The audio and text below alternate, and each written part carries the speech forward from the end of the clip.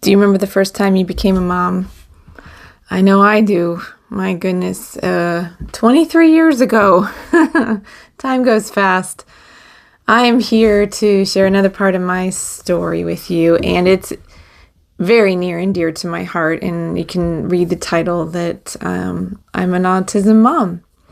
And that comes with different things that I'm sharing from my life update number 16. If you read the beginning of this blog post, mind you, I do a video in part to show you that I'm real.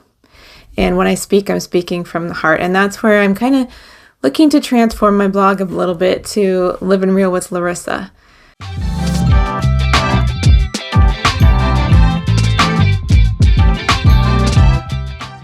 Having some different things coming up soon that I'm working on behind the scenes, as always, working on something.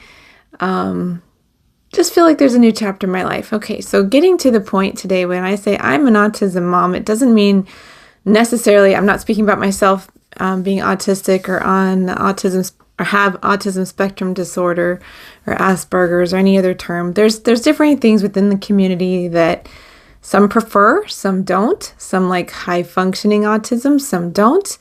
So I'm just speaking from what I know as a person that has come to the realization that my children are autistic, and I learned this only a couple of years ago. And if you've been following along on my blog, I didn't know I married an autistic man. And that being said, nobody that I'm speaking about within my family has been officially diagnosed. And there's a reason for that. When it comes to speaking about my children's father, we are currently divorced a few months ago and had a 2.5-year separation living together, and learned a lot about some things about myself and having to be raised by a narcissist mother, which I think played a huge part in me picking an autistic man that I didn't realize was autistic until a couple of years ago. And with that came a bomb. And when I mean this in love, okay, I knew that I had been blessed with these children for a reason, that God called me to be their mother. Now, I'm a very, as I've discussed, an empathetic person, very caring, very in tune to not only myself, but my children. I have 6 kids with me on the earth. I have 2 in heaven. One was a stillborn daughter, and the other was right after that. So I feel like I have a lot of gifts that I've been given. I have a lot of stories to share. And I want to be here as somebody who's had to radically accept many things. My family of origin, my marriage failing. When I was learning about autism, my knowledge was based on, I'm a person that likes to study a lot. Okay, so my knowledge was based that it was a disability of sorts that was a range. So I knew there could be severe, extreme cases of nonverbal, not able to do anything. But it had very little information, and believed it due in part to possibly immunizations, and have since learned that 80% of the cases of autism is not related to something like that, but that would be related to genetics, but that immunizations can cause exacerbating symptoms with people on the spectrum. As you can imagine, they do these tests, not testing necessarily everything there is for every person, and it's a broad scope. Okay. So when I came to understand that I believed the children's father was autistic, and the denial for him for that still continues, I was on my own. And was heartbroken because I pour my heart and soul into my children, and I always tried to do the best for them, and to know that I not only played a part in somehow harming my marriage because I didn't know of autism. I didn't know that I was raised by a narcissist, which caused me to have issues. Okay, so I accept all that. But to know that I could have done better by my children was a hard pill to swallow, and still dealing with on a daily basis. I'm not going to go about labeling each one of my kids, but I'm going to be talking specifically about memories that I have and how I saw it, but didn't know it was autism. Okay. And I wanted to say also, as a mom, I would tell my oldest, I've never been a mother. Be patient with me. I'm learning, just like you are. And then I would tell my second oldest, which was a girl. Oldest a son, then a girl. Okay, I've never been a mother to not only 2 children, but a boy and a girl. They're different. Please be patient with me. Then my third child, a daughter. I would say, hey, I've never been a mother to 3 children, a boy and 2 girls. I'm learning. Be patient. And then I've had another girl, another son, another girl. And each time, each one was different. And I've never been a mother that lost a child in between the last 2 children. 2 children I lost. So be patient with me. We're all learning. And I just wanted to share that I'm so proud of my kids that have dug deep and decided to learn about autism, to learn about themselves, to learn about my situation with the family of origin and be accepting of me. And as I go through these processes, they've been very understanding. It's been hard for everybody to just have our feet completely knocked out from under us in more ways than one. And things just changed for me. And I know that I will never stop learning about autism. And I will define, if I've done this before in previous blog posts that I'll link here, how autism can seem like narcissism and why I would choose somebody like that and what it affected me, but also just some clinical, information for those of you interested in learning more. I want to bring awareness because just like I tell my kids, there is an iPhone and a Droid. They're both functioning, but they function differently. If I'm a Droid user, if I was to pick up an iPhone, I'd be lost. But does that mean that doesn't work? No, it just means I had to have different understanding in order to use that. So I don't see any reason why we can't accept people that have a different wiring, a different programming, and wanting to bring awareness. And I want to be there for the mom that feels like they're just losing hope. I'll start with my firstborn. And with that, going through the years, he was an early walker, 9 months walking. He was early milestones. There was no signs. I do remember I had him hospital birth, and he had trouble with bilirubin levels and had to go back in. He also was tongue-tied. I fought the doctors for over 9 weeks. This doctor refused that tongue-tie means the piece there under the tongue keeps the tongue still, so he wasn't able to latch and nurse, and he was not growing. I had to fight the doctor to clip the tongue. He didn't believe it was an issue. Once they clipped that tongue, he was able to nurse beautifully. And I nursed him for 1.5 years or so. I nursed till they weaned themselves. And he met all his milestones. But at one point, I'm going to say around, I don't remember. You would think I would know after this many children, right? When the skull starts to close and they have their soft spot, his soft spot wasn't closing very quickly. And in the dad's family, there was what I call like big head syndrome.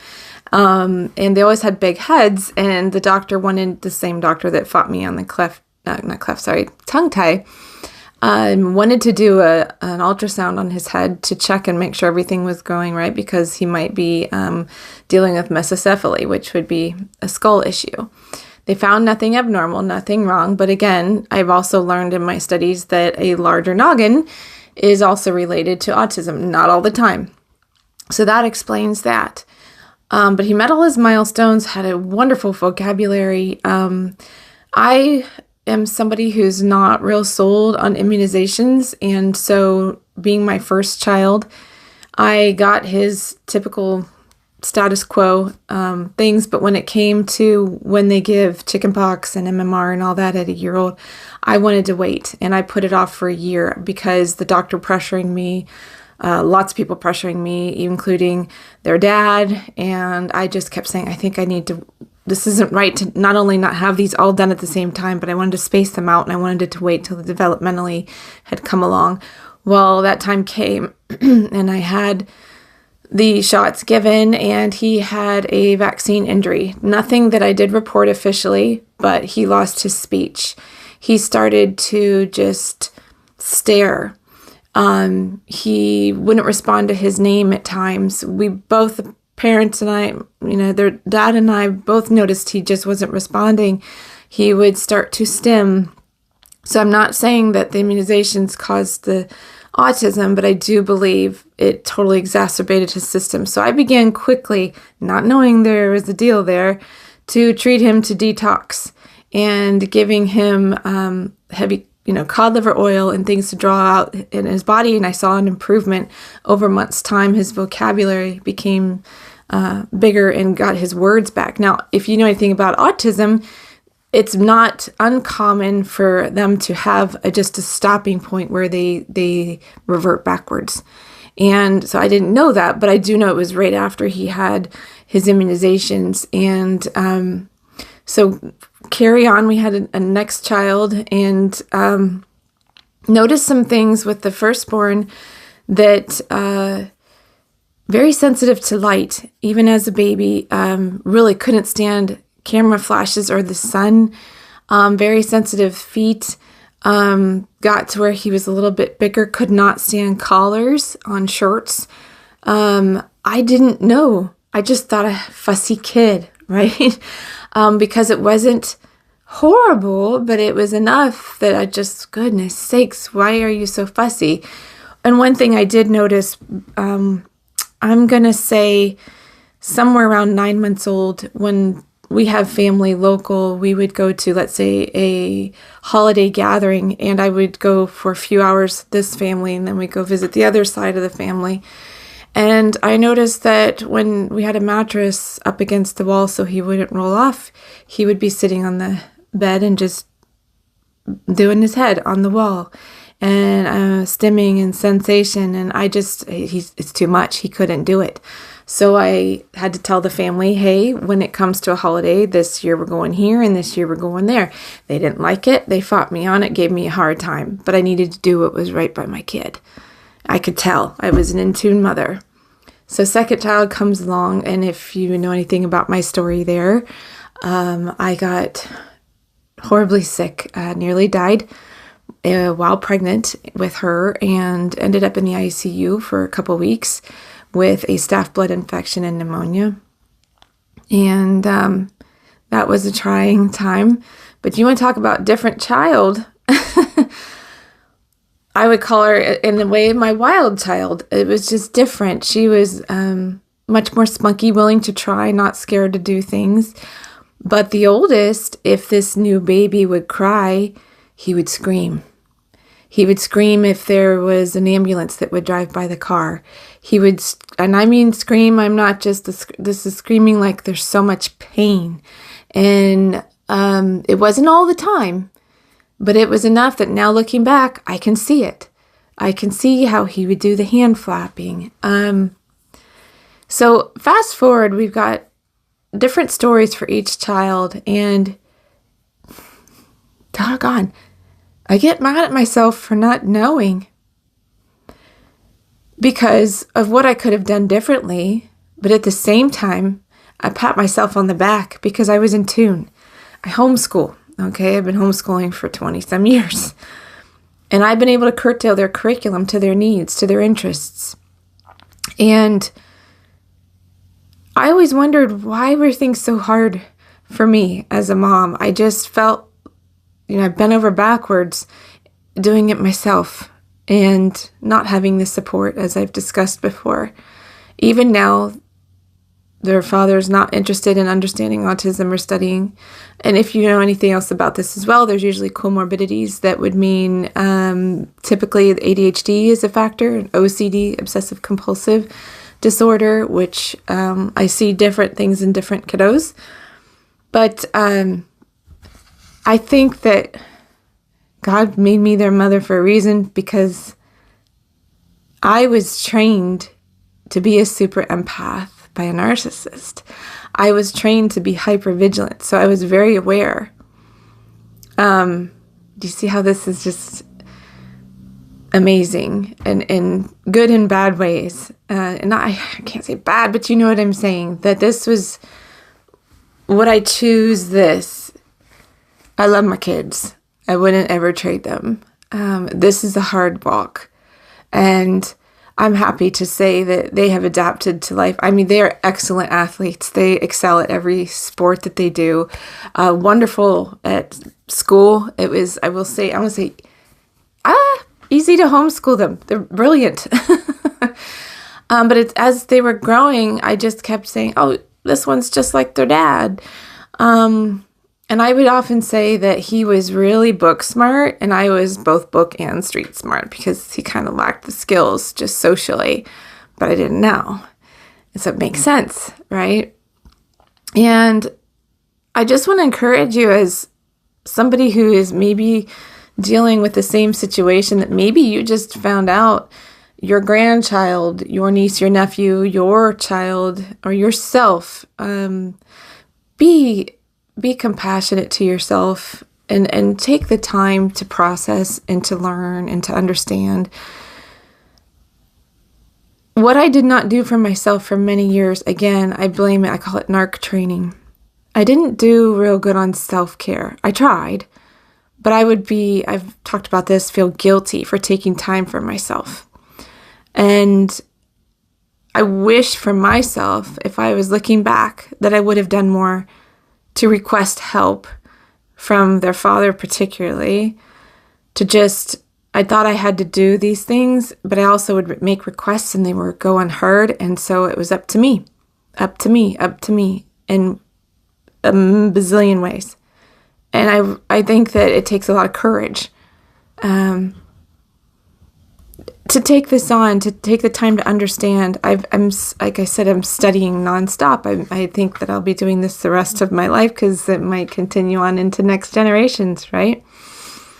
To be honest, I have said I hate autism. It causes my children to miss out on some things that I wish they didn't have to. Or understanding. I sometimes, it's hard for me to say, I can't be myself with them because they think differently than I do. I understand them, but I don't think they understand me. Very logical thinking. You have to speak clearly, black and white terms, no wishy-washy. Now, one thing that is true, again, in my coping mechanisms within my family of origin was sarcasm. That doesn't work well. You gotta shoot straight, and the straighter you shoot, the easier it is for everybody. I have to help them regulate. I have to help them understand themselves. But honestly, my oldest 3 are adults, and they're thriving. And it wasn't because I gave up. Even that I didn't know, I fought hard to help them. Those 3 have made trips to New York City on their own to go visit. They're right now off in another state on an adventure. I'm excited for them that they're close enough to do this, but also brave and brilliant. And I know that's not going to be the case for everybody, because maybe you have a different road. I do want to add, I'm big on nutrition and diet, and I believe a lot of this stems from the gut. So if you don't have a healthy gut and you're also dealing with disabilities of this form, it's time to really research and check that out. I honestly 1000% believe that because I do what I do within our diet, that they would be worse off if I fed them a conventional diet. I've been very attuned to different needs. I noticed my other child became lost some words and vocabulary. Went from like 20 words down to 9 at one point. And I stopped and I did an elimination diet to figure out what would be causing something like that. Again, I didn't know it was autism, But then the same child got older, and I started noticing tics, that clearing the throat, sniffing or huffing. And again, put on elimination diet, found the irritant was buckwheat. We eat hot buckwheat cereal or buckwheat flour because some of the other kids can't do wheat. And that resolved that problem. I'm not a quitter. Wish that I didn't have to worry about quite so much. I've long said I wish each child had come out with instructions. Don't feed me this. Feed me this. I don't like this. This clothing is going to bother me. I hate this smell. I just don't even know what it would be like. And I know every mom has their issues, so I don't feel like I'm just got a target, but I do feel like I've had my fair share of weight, and I hate that I'm saying it in a negative terminology, because again, I would not trade my kids. But I just wish I had known sooner. I wish that other people would take the time to understand. I had family ask me right after I figured things out, what can we do? I said, learn about autism. I don't believe they are.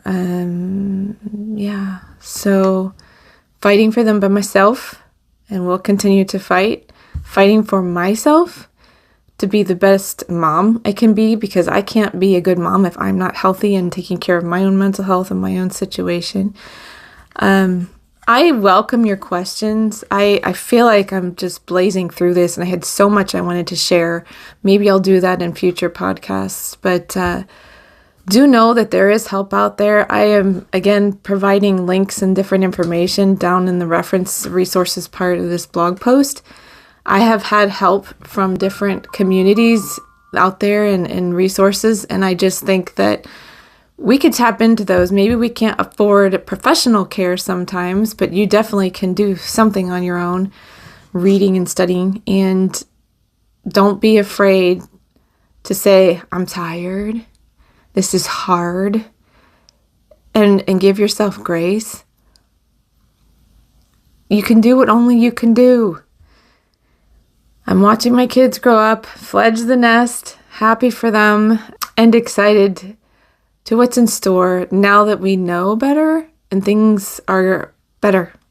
It just, in the understanding alone, it just explains so many things. All right. Don't forget to sign up for my free email newsletter, because I can't say enough how important it is to stay in touch, to become a part of this family. New things coming your way, and I will be back with you soon.